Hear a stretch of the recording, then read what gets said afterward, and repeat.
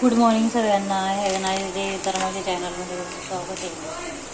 तर ही तांदूळक्याची भाजी आहे आणि ही उकडून घेतलेली आहे. गरम पाण्यामध्ये हलकीशी उकळून दिलेली आहे आणि ह्या चाळणीमध्ये गाळून घेतलेली आहे.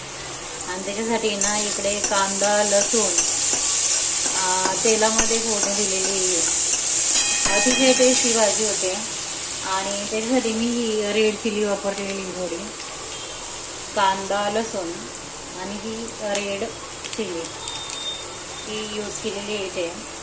आणि शेंगदाणा आणि खोबरं थोडंसं टाकायचं आहे. आणि कांदा हा चांगला फ्राय होऊन द्यायचा. जेवढा कांदा फ्राय होईल तेवढी भाजी पण एकदम छान होते.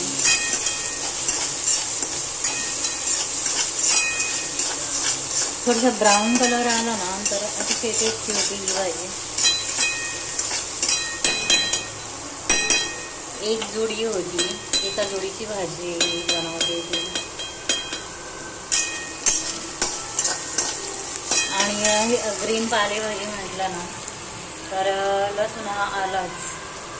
थोडंसं लसूण जास्त घालायचं. तर इथे मी ना 10-12 पाकळ्या चांगले लसूण ठेचून घेतलेलं आहे आणि कांदा कट करून टाकलेला आहे. आणि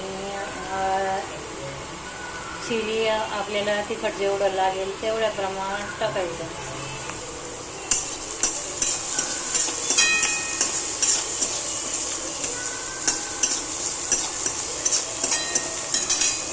आता कांदा चांगला फ्राय होत आलेला आहे पहा.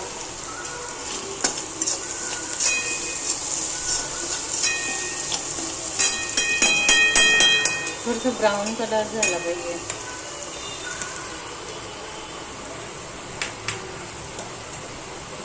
आता ही भाजी आहे ना त्याच्यामध्ये टाकूया.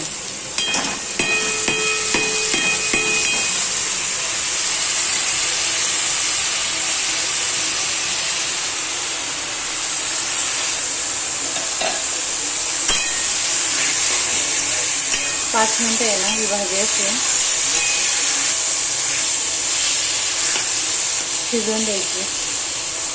आणि आता शेंगदाण्याचा कूट पण आपण टाकून घेऊया. शेंगदाण्याचा कूट आहे थोडा. खोबरं शेंगदाणा. कोणाला शेंगदाणे आवडतात नाही आवडतात त्यांनी फक्त खोबरं पण टाकू शकतात. हा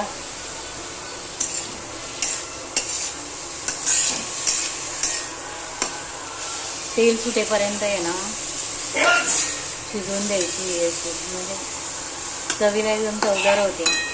आणि मीठ पण टाकलेलं आहे याला. चवीनुसार मीठ टाकायचं आहे. ओके. आता पाहू शकता ही पाणी ना थोडं थोडं आडत आलेलं आहे. 5 मिनिटं झाली. आणि पालेभाजीवर आहे ना झाकण कधीच ठेवायचं नाही. झाकण जर ठेवलं ना तर भाजी काही पडते. आणि ही भाजी आहे ना भाकरीसोबत किंवा चपातीसोबत आपण खाऊ शकतो. तर चला भेटूया पुढल्या नेक्स्ट व्हिडिओमध्ये. Take care. व्हिडिओ आवडला सबस्क्राईब करा अँड शेअर करा, कमेंट करा. चला तर भेटूया नेक्स्ट व्हिडिओमध्ये. अजून थोडंसं पाणी आहे. 5 मिनिटं जाते न्यायला.